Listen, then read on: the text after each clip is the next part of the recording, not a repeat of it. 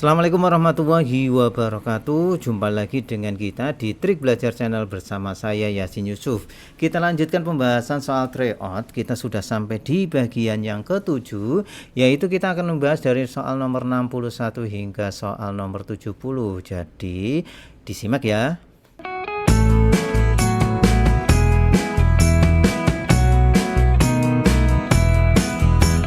Ada pertanyaan yang banyak ditanyakan oleh teman-teman, bagaimana sih kisi-kisi ya ujian perangkat desa. Nah, ini sebenarnya sudah pernah saya bahas, namun saya ingatkan kembali caranya seperti ini teman-teman ya. Cara mencari kisi-kisi ya, teman-teman buka Google gitu ya, kemudian ketik perbub, nah gitu ya. Perbub pengangkatan perangkat desa gitu ya, misalnya namanya mana, Kabupaten Pemalang, nah misalnya seperti itu. Nah, kemudian di enter, maka akan muncul nih banyak sekali ya. Perbub inilah yang digunakan sebagai acuan ya, yang akan diselenggarakan di misalnya nih di Kabupaten Pemalang. Nah teman-teman ya, tinggal diubah nih ya, Perbub pengangkatan perangkat desa kabupaten diganti misalnya nih Batang atau Sidoarjo atau Semarang yang sesuai dengan teman-teman gitu. Nah, carilah di perbub itu. Nah, di perbub itu nantinya ada materi apa yang akan diujikan. Nah, seperti itu ya teman-teman, sangat mudah. Oke, kita kembali ke soal ya.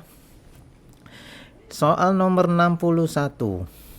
Dilihat dari segi kualitas, maka hadis dibagi menjadi A, 2, B, 3, C, 4, dan D, 5. Yang mana teman-teman?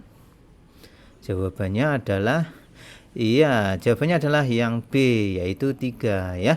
Jadi dilihat dari segi kualitas, maka hadis dibagi menjadi 3 gitu ya. Hadis sahih, hadis hasan, dan hadis dhaif itu ya.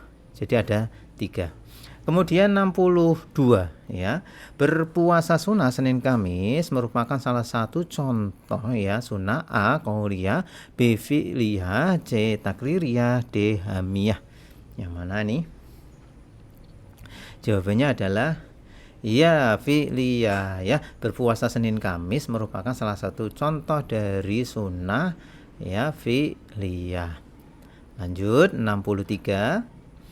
Al-Quran terdiri dari berapa surat? Nah, ini teman-teman harus tahu ya. Al-Quran terdiri dari berapa surat? A. 111 surat, B. 114 surat, C. 113 surat, dan D. 112 surat. Jawabannya adalah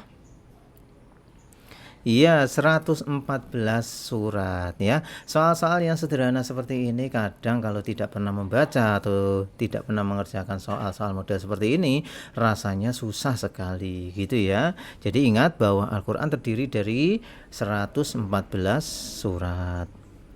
64. Adapun ayatnya ya, ayat Al-Quran terdiri dari berapa ayat?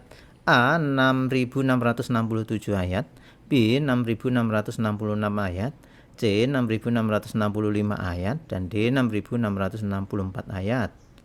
Jawabannya adalah 6.666 ayat.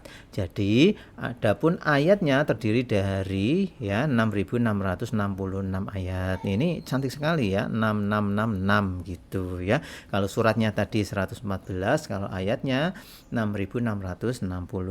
65. Keistimewaan yang diberikan kepada para nabi disebut A. Karomah, B. Mukjizat, C. Maunah, D. Sihir. Jawabannya adalah mukjizat ya. Jadi keistimewaan yang diberikan oleh pada para nabi disebut mukjizat. Lanjut 66. 5 nabi pilihan bisa disebut juga A. Ulil albab, B. Ulil nuha, C. Ulul azmi, D. Ulil absor. Jawabannya adalah Iya, ulul azmi ya. Ini sebutan dari 5 nabi pilihan ya yang disebut dengan ulul azmi. 67. Organisasi Islam pertama yang muncul di Indonesia adalah A. Al-Irsyad, B. NU, C. Muhammadiyah, D. Al-Wasliyah. Jawabannya adalah jawabannya adalah Muhammadiyah ya. Jadi organisasi Islam pertama yang muncul di Indonesia itu adalah Muhammadiyah ya, lahir di Yogyakarta tahun 1912 ya. Ini paling tua ya di antara yang ini. Kemudian untuk NU itu sekitar menjelang 30-an ya. Kemudian untuk Al-Irsyad ini di era 30-an dan Wasliyah juga di era 30-an gitu ya. Jadi yang paling tua itu adalah Muhammadiyah. 68.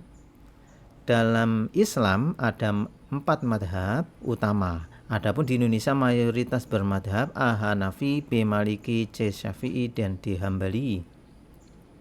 Jawabannya adalah jawabannya adalah Syafi'i ya. Dalam Islam ya, yang ada 4 madhab utama yang terbesar yang banyak diikuti di Indonesia itu mayoritasnya adalah madhab Syafi'i. Lanjut 69.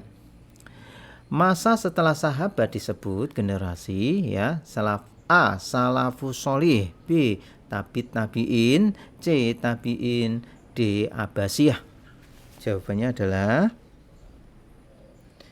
jawabannya adalah tabi'in ya. Masa setelah sahabat disebut generasi tabi'in. 70.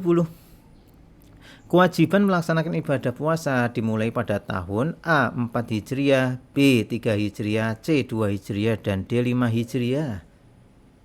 Jawabannya adalah 2 Hijriah ya. Jadi kewajiban melaksanakan ibadah puasa dimulai pada tahun 2 Hijriah ya. Oke teman-teman, itulah 10 soal dari 61 hingga soal nomor 70. Saya doakan untuk teman-teman yang belajar di channel ini semoga bisa merasakan ya nikmatnya lolos ujian gitu ya. Amin amin ya robbal alamin. Prinsipnya adalah teman-teman jangan kasih kendor ya. Belajar terus gitu ya. Fokus dan fokus. Untuk masalah hasil serahkan pada yang di atas. Yang penting sudah usaha semaksimal mungkin ya. Salam.